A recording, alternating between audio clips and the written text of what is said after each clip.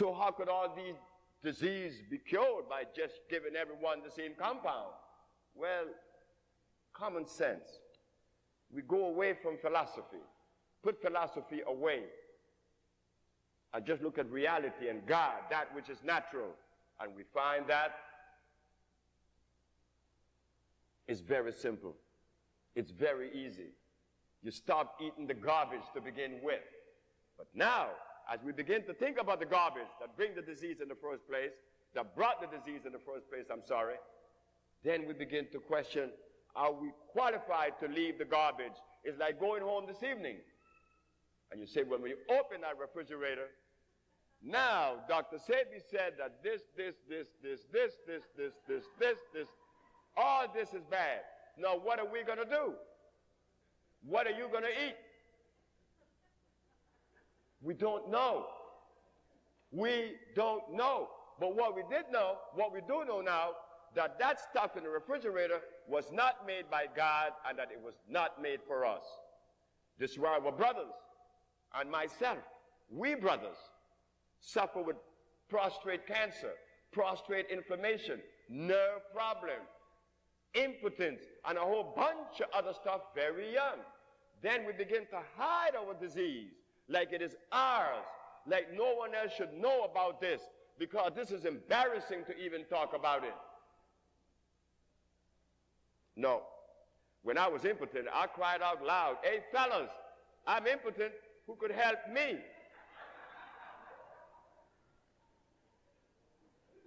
Because I don't have that thing they call shame. Sisters too. Many times I sit with you sisters and I ask, do you have vaginal discharge?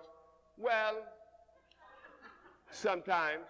No, it's all the time. It's all the time. But there again, that's not yours either. That's the food that was afforded to you.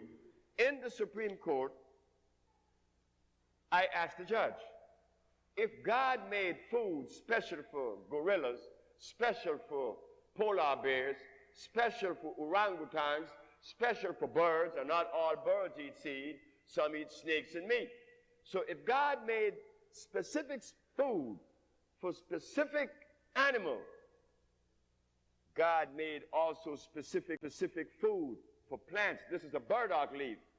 You appeal to burdock for what? For iron. You don't appeal to burdock for magnesium. Magnesium is in trace mineral here, but iron is predominant. So there's a food for this plant. So I asked the judge, well, if the plant, the animal, the birds, has specific food that feed their cells, what about Homo sapiens? Are we exempt from that natural cosmic law? She said, no.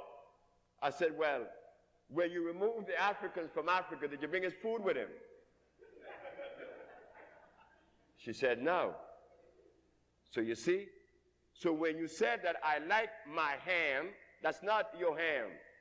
That's not your chicken. That's not your biscuits. That is something that we have been conditioned to eat. And because we have been conditioned to eat those things, it makes love difficult to come out. When I talk to my wife about the girl, what's wrong with you? You know, it's never a situation where it is always pleasant, regardless to what happened. And I suppose that once upon a time I was there, but I don't remember being there after 30. And after 30 was when I began to, a lot of children was born to me. I think about 15 of them. So I began to compare myself as a father before this change with these herbs, this health that I'm experiencing now. As I go back into my life,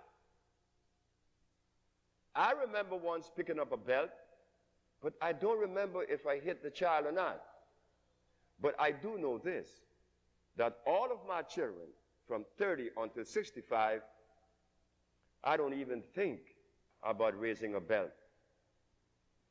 But you see, there was a change in the house.